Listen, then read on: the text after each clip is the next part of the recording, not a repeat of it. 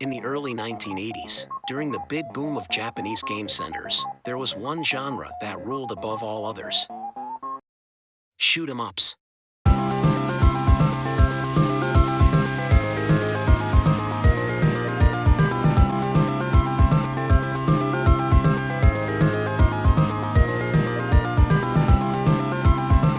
The feeling of hopping on a ship and destroying an invading alien army while single-handedly saving your race and planet was remarkably appealing to players.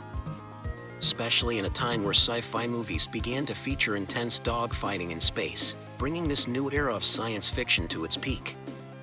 In this context, gaming companies were struggling to come up with the next arcade hit that would draw all the attention to their cabinet. Among these, Konami and Namco were definitely two of the biggest. While Konami's Scramble was an important foundation of what would come, it was Namco's answer to Scramble what would revolutionize the genre.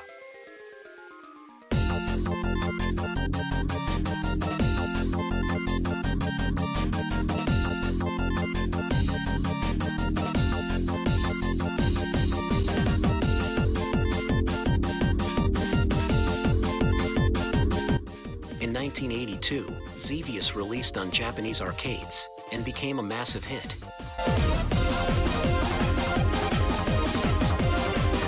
The game gives the player control of the Salvala ship, whose job is to destroy the invading enemy forces, not only by shooting the enemy ships down, but also by dropping bombs on the ground targets.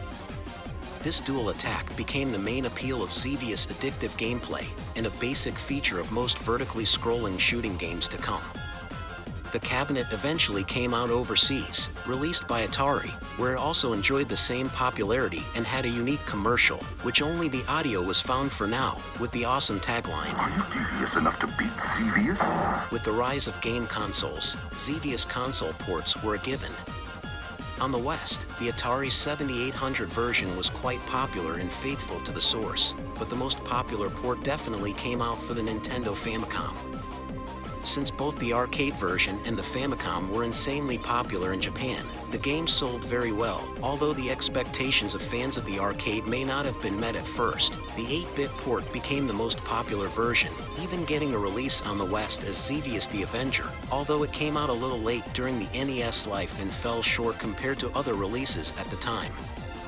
The first Xevious game was not only the start of a franchise, but the start of a shmup golden age, where the efforts of game developers to surpass each other's installments brought the best era for gaming.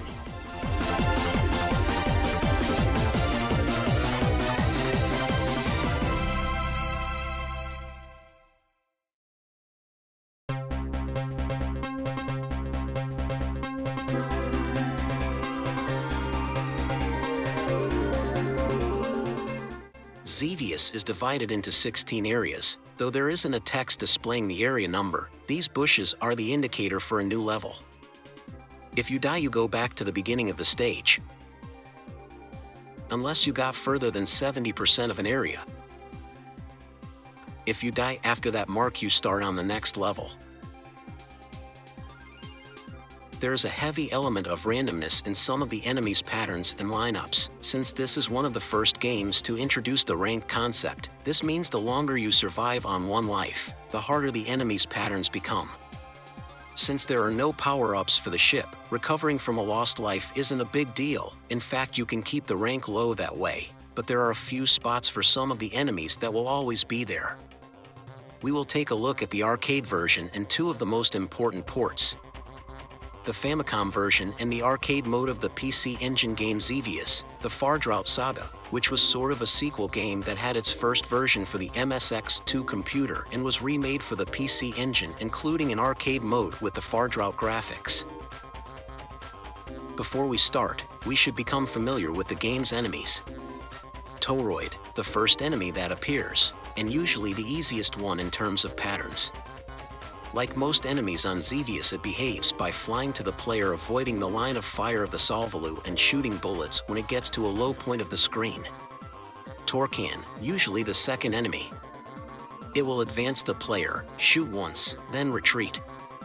Zashi, this spinning gear ship, flies towards the low part of the screen and shoot once. Later in the game, instead of flying again, it spins around the player. Logran, a defense dome that shoot from the ground until the player drops a bomb on them. Grobda, tanks that aren't aggressive and only exist for the ship to destroy them. Bosun Logran, a group of Logran that the ship can destroy by dropping a bomb on the center. Jara, these spinning ships fly in a pattern similar to the toroid. Because of their speed, they are very dangerous to attempt to intercept. Copy, zooms in quickly and hovers in place long enough to rapidly fire shots at you before evading and escaping. Sakato, warps randomly on the screen. If not quickly destroyed, they will destruct and one enemy projectile is aimed towards the player. Brag, more dangerous than the Zakato. Instead of one enemy projectile, it will launch an arc of 5. Geru Zakato, the largest and most dangerous Zakato in the game. If not destroyed, it will fire in all directions, along with 4 Brag Sparios. Gito Spario is a bullet fired by the Xevious troops that can be destroyed by the player. They appear in large quantity and move very quickly. There is a display glitch where when defeated a red square appears in their path. Taratsi, these ships fly in a similar pattern to the copy, but they can change course more quickly before releasing a deadly barrage of shots and speeding away from you just as quickly. Dorota. They serve as area defense stations, with the ability to fire shots at you rapidly. Geru Dorota, these octagon-shaped defense installations have greater firepower than their smaller counterparts. Only the center is vulnerable. Domogram is a dome-shaped anti-aircraft armored fighting vehicle. This vehicle moves at a constant rate, usually following the path of roads, and the mothership the Genesis. It has 4 shooting parts that you can destroy for more points, which makes defeating it easier, but dropping a bomb on the center at any time always works.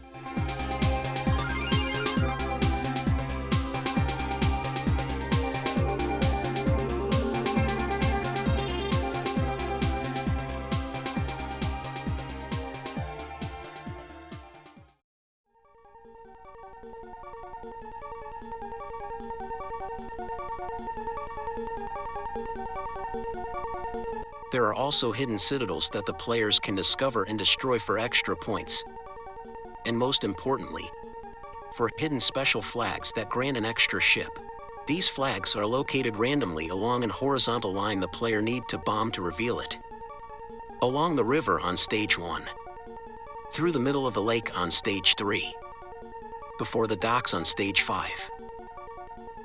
Before the Nazca bird on stage 7. Speaking of stage 7, after getting through the 16th and final round, there is no ending.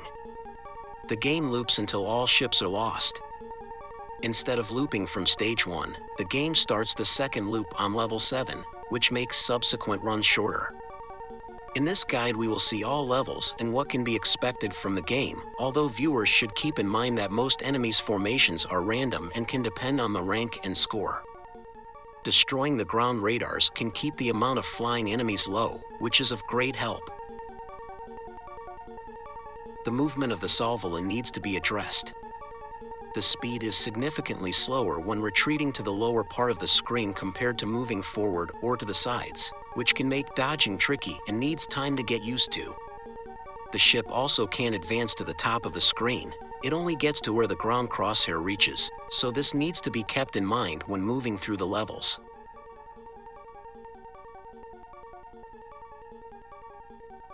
We will watch all 3 of the ports levels simultaneously, prioritizing the arcade version. But since the same level layout applies to the 3 versions, the same strategy should work. Round 1. The game starts with a Pacific wave of toroids, the most basic enemies. They won't shoot at the ship yet, so it serves to get used to their movements. The first ground targets are also non-aggressive, so you can take your time dropping bombs on them. The next wave is usually a stream of Torkins. There's just a few of them at first, but they will start shooting at you if you don't kill them fast. The game now introduces you to the Pacific Grobda tanks, as the flying enemies become more aggressive.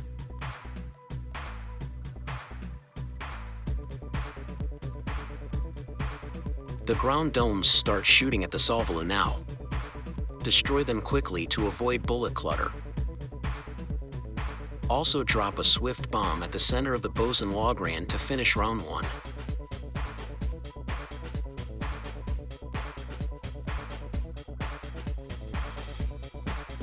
Round 2.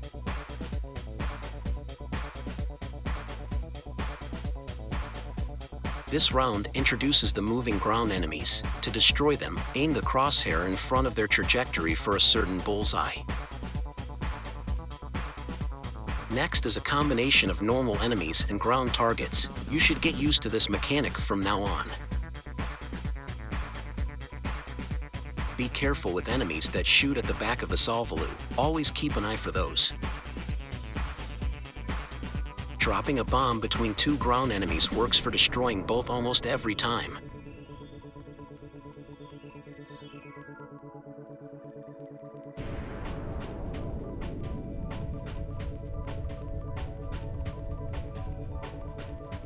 This technique works great for the last part of this round, which has a group of domes and Dorotas.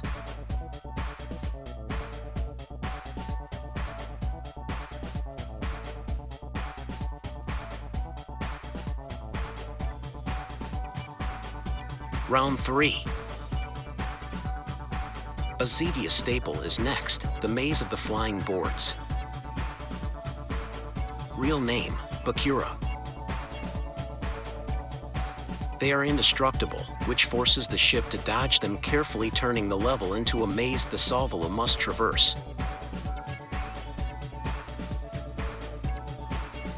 This Torkin always appears at this point, as a way of introducing a combo of enemies plus Bakuras early on.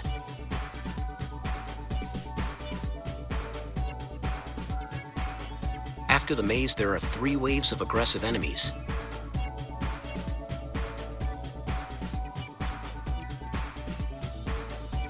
That may include the spinning gears enemies, Zoshis.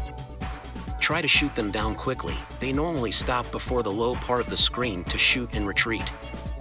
For the last part of this round, there is a 1 rapid-firing Geru Dorota. You should come from the sides to dodge the trajectory of its bullets and drop a bomb on it. Round 4.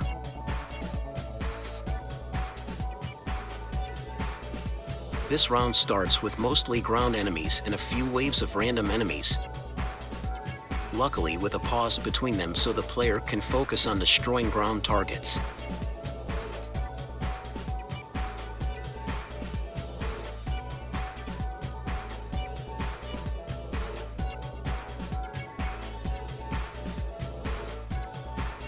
After that, a lone Bakura appears on your way. It is always followed by the warping enemies, the Zakato and the game's first Andergenesis.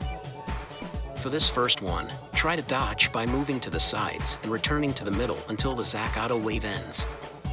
Then you can carefully approach and drop a bomb just above the center so it lands in the weak point.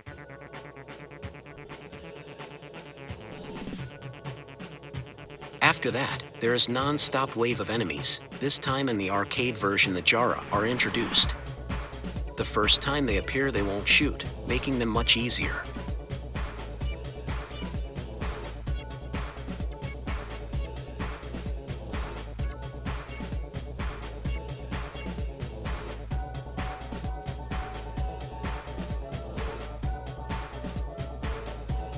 Round 5.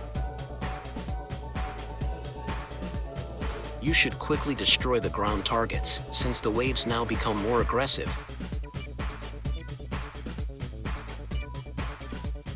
Even during the Geru Dorota in the middle of the level.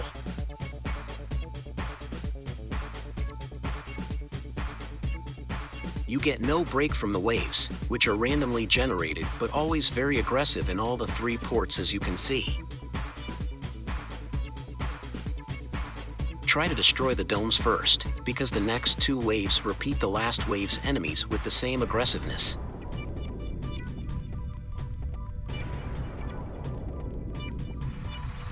This round is the first hard one, and it is expectable to maybe lose a life here.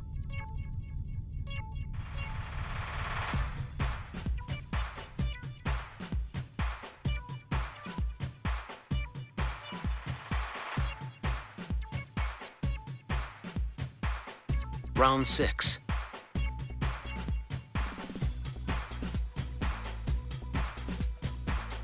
This round is definitely easier, starting off with just ground enemies at first.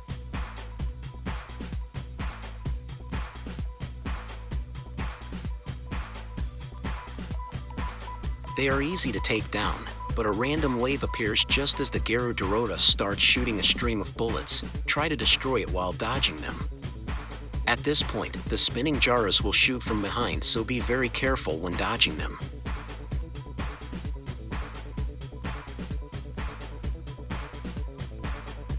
After that, all the remaining enemies are ground bases, so keep calm and carefully drop bombs on them.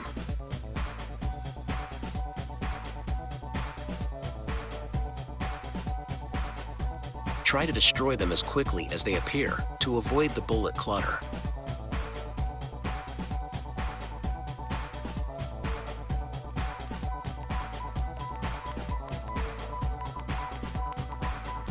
Round 7.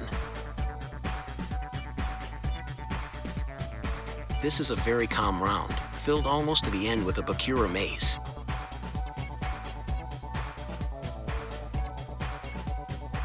It starts with a circle of moving bases. Try to kill most of them if you can, but always prioritize dodging the bullets and Bakuras until you get past that part. After the lake, a lone copy always makes an appearance. For the rest of the round, there are only ground targets.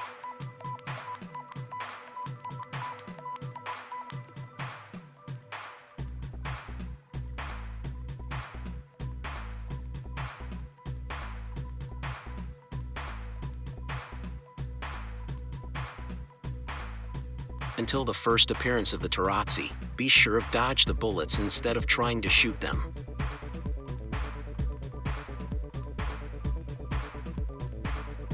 Round 8. This round starts with a wave of flying enemies and a formation of ground enemies.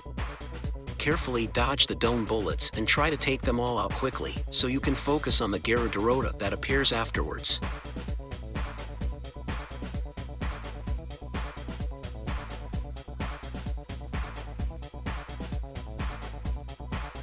After a quick break, a small wave of flying enemies and moving bases appear.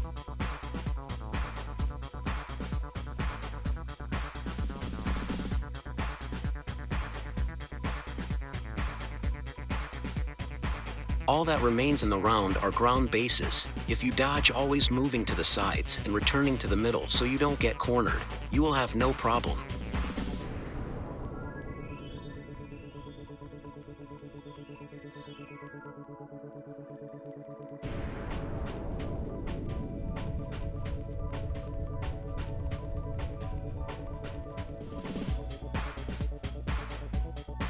Round 9.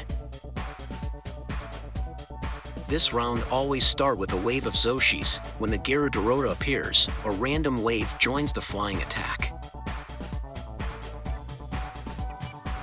If you survive the onslaught, you get a brief break and 2 defensive Shionites appear and fly away after a while. They are just there as placeholders. And always in this part a Gyro-Zakato appears. I suggest staying on the side to dodge the bullets if it explodes. For the second Andergenesis, I suggest a quick one-hit kill before the bullet hell begins.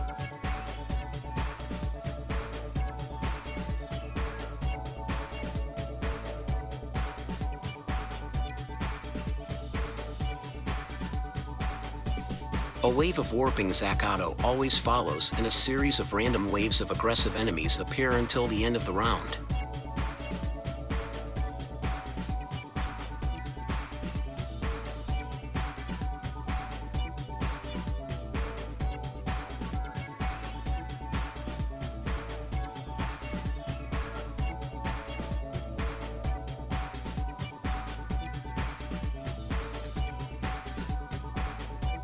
Round 10.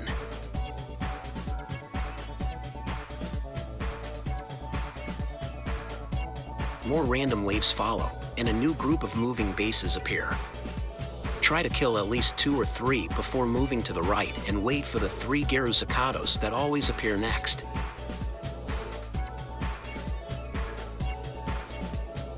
By staying on the right shooting, you can kill them before they explode if they come from that way, and if they come through the other side you have more space to dodge the bullets.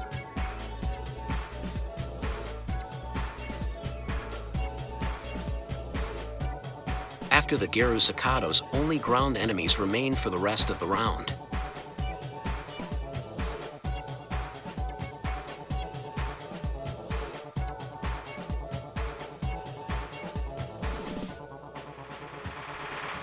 Passing the 2 harmless pyramids, for Dorotas appear at the end of the round. Try kill at least 2 quickly so you can maneuver your way easier without losing a life.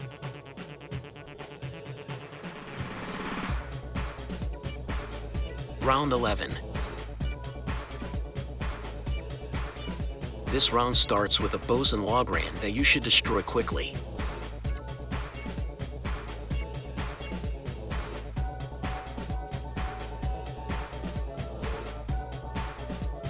After a group of moving bases and more ground targets, a wave of 2 types of enemies appear. Try to get used to fighting more than 1 flying enemy's pattern at a time now.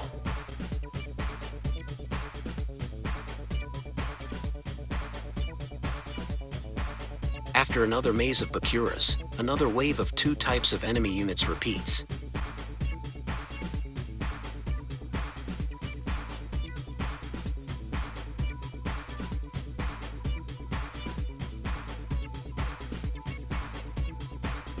After that, all that remains is a Geru Dorota guarded by a moving dome.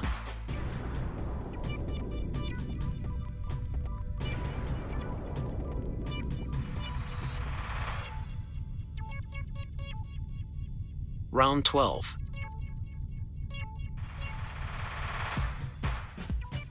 This round starts strong by a bullet hell coming from aggressive Dorotas. Try to move from side to side while destroying them.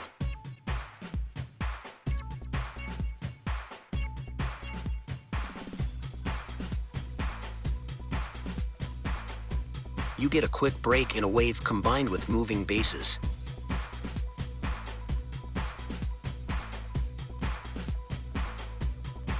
When the first wave ends, another repeating the same enemy follows, and soon after a new aggressive wave appears.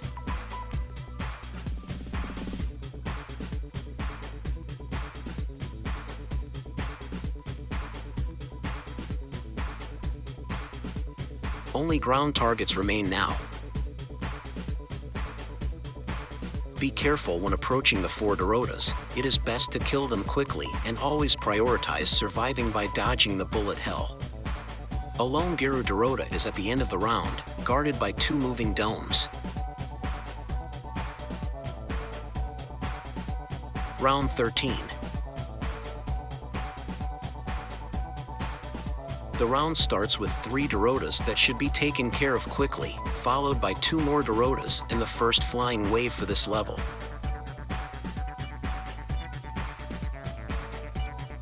Which will be repeating after the 2 Geru Dorotas that appear in the middle.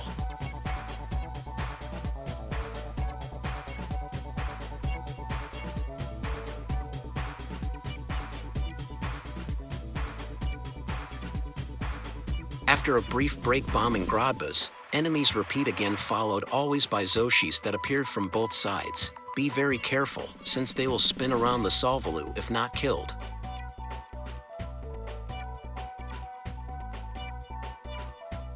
More aggressive random waves follow, plus a Dorota.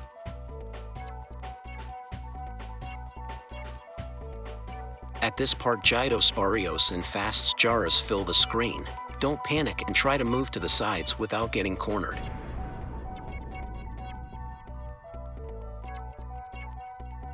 Round 14.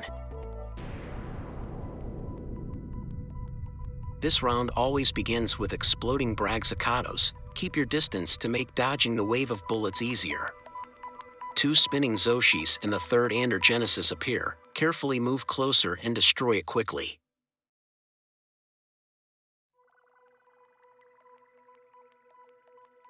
Zacados and Fast Jaras always follow, and after that the 2 Shianite make a return.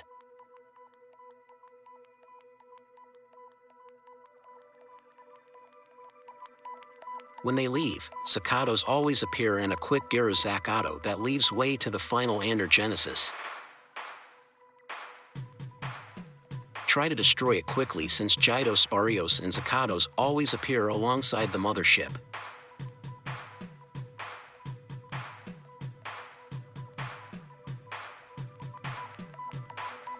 After some more waves, the round ends.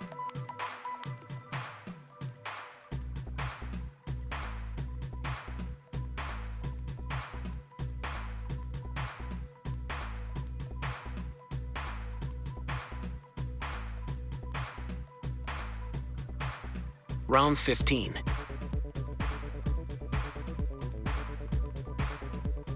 Almost there. This round is mostly ground targets. Keep trying to avoid the clutter of moving bases bullets.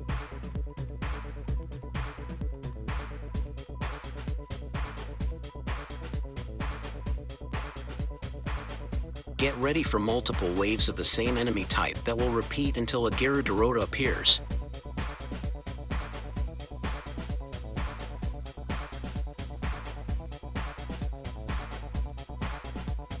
Take care of it and be very careful with these moving targets.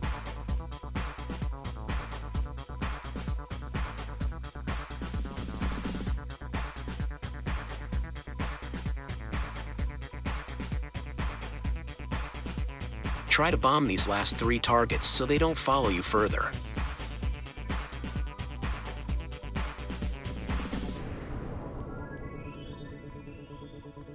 Jaras always appear alongside these insane a range of Dorota bullet hell. Try to pay more attention to dodging than shooting in this part.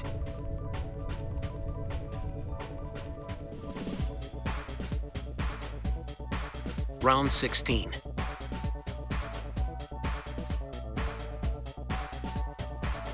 The last round of the loop.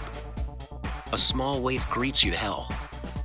A group of Dorotas and moving bases shoot everything they got at you. You should kill at least some of them quickly because a random wave of enemies soon joins.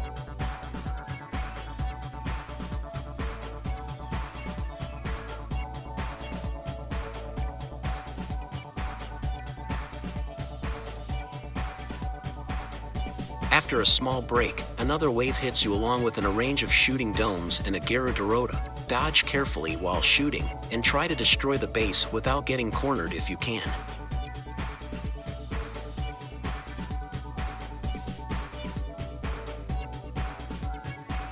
If you get past this part, you will continue in the second loop if you die, since it is more than 70% of the stage. Jaras and Gytos Sparios always appear here with the Dorotas, followed by Brag Sakatos guarding the last 2 Gyro-Dorotas. If you survive this, congratulations, you beat a loop of one of the most classic games ever.